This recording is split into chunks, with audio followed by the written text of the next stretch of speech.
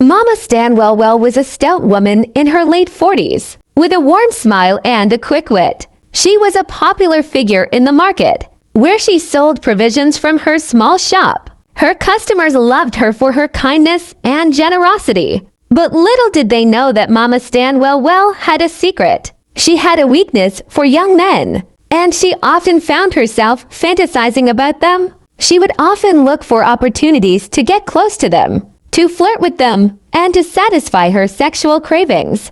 One day, while shopping in the market, Mama Stanwell ran into Ndubisi, a young man who sold goods in the same market. She had known Ndubisi for a while, and she had always been drawn to his charming smile and his muscular physique. As they chatted, Mama Stanwell learned that Ndubisi was looking for a place to stay. She saw an opportunity and offered him her vacant room, a small self-contained apartment in her compound. Ndubisi was hesitant at first, but Mama Stanwell's warm smile and generous offer eventually won him over. He accepted the offer, and Mama Stanwell was overjoyed.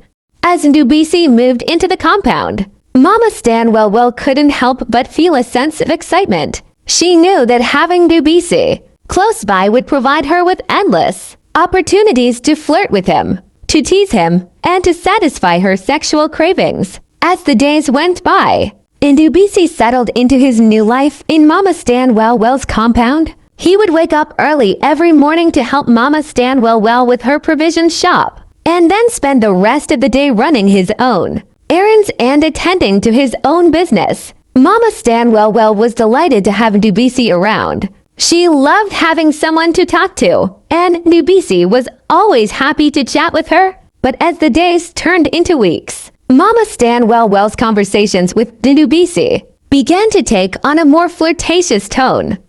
She would find excuses to touch him, to brush her hand against his arm, or to pat him on the back. She would make suggestive comments, laughing and joking with him in a way that made Ndubisi feel uncomfortable. Ndubisi tried to brush off Mama Stanwell's advances, telling himself that she was just being friendly. But deep down, he knew that there was something more to it. He could see the way Mama Stanwell looked at him, the way her eyes seemed to undress him. And then, one day, Mama Stanwell made her move. She invited Ndubisi into her living room, under the pretext of wanting to discuss something with him. But as soon as he sat down, she began to flirt with him shamelessly, touching his leg and making suggestive comments. Ndubisi tried to shake off Mama Stanwell's grip, but she held tight. He could feel her nails digging into his skin, and he knew he had to think fast.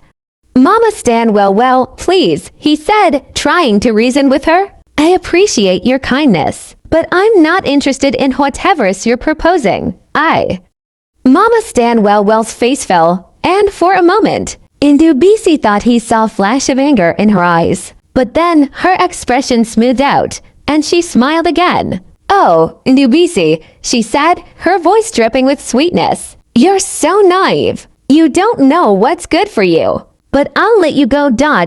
for now. Ndubisi breathed a sigh of relief as Mama Stanwell released her grip on his arm. He quickly made his excuses and left the living room, feeling like he had just narrowly escaped a trap. As he walked back to his room, he couldn't shake off the feeling that Mama Stanwell was trouble. He knew he had to be careful around her, or he might find himself in a situation he couldn't get out of. But little did Ndubisi know, Mama Stanwell was just getting started. She had a plan, and she was determined to see it through. And Ndubisi was just a pawn in her game. Ndubisi felt a shiver run down his spine as he quickly looked away, trying to brush off the feeling. But he couldn't shake off the sense that Mama Stanwell's intentions were not entirely pure. As the days went by, Ndubisi noticed that Mama Stanwell's behavior towards him was becoming increasingly flirtatious. She would touch his arm or shoulder while they were talking, and her eyes would linger on him with an intensity that made him feel uncomfortable. One evening, as they were closing up the shop, Mama Stanwell asked Ndubisi to help her with something in her living room. Ndubisi agreed, and as they walked into the living room, he noticed that the atmosphere was different. The lights were dimmed, and there was a faint scent of perfume in the air. Mama Stanwell walked over to the couch and sat down, patting the seat beside her. "Come and sit down, Ndubisi," she said, her voice low and husky. "I want to talk to you about something." Ndubisi felt a sense of trepidation as he sat down beside her. He could feel her warmth radiating towards him, and her eyes seemed to be boring into his soul. "What is it, Mama Stanwell?" he asked, trying to keep his voice steady. Mama Stanwell smiled, her eyes glinting with amusement. "I think you know, Ndubisi," she said, her voice dripping with suggestion. "I think you know exactly what I want." Mama Stanwell leaned in close, her breath hot against Ndubisi's ear. "Come on, Ndu, my love," she whispered, her voice husky with desire. "Don't be shy. I know you feel the same way." Ndubisi felt a shiver run down his spine as he pulled away from her. "Mama Stanwell, please," he said, trying to sound firm. "I don't feel that way. You're my landlady, and I respect you." Mama Stanwell pouted, her lips curling downward in disappointment.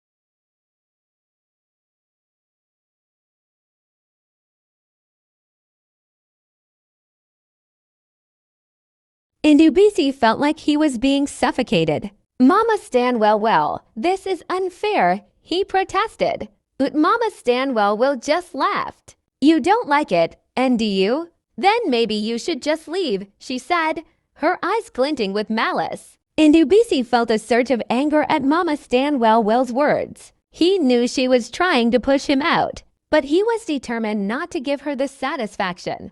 "I'm not going anywhere," he said, his voice firm. "I paid my rent, and I have a right to stay here." Mama Stanwell's face twisted with rage. "We'll see about that," she spat, storming out of the room. Ndubisi was left feeling shaken and uneasy. He knew he had to be careful, or Mama Stanwell would find a way to get rid of him.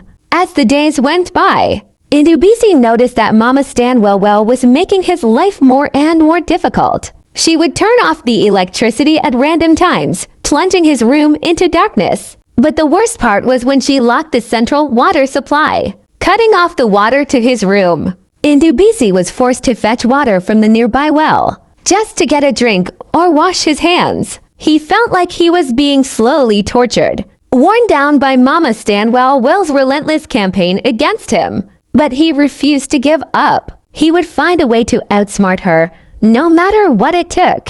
As he lay in bed that night, listening to the sound of his own stomach growling with hunger, Ndubisi made a vow to himself. He would not be driven out by Mama Stanwell's cruelty. He would fight back, and he would win.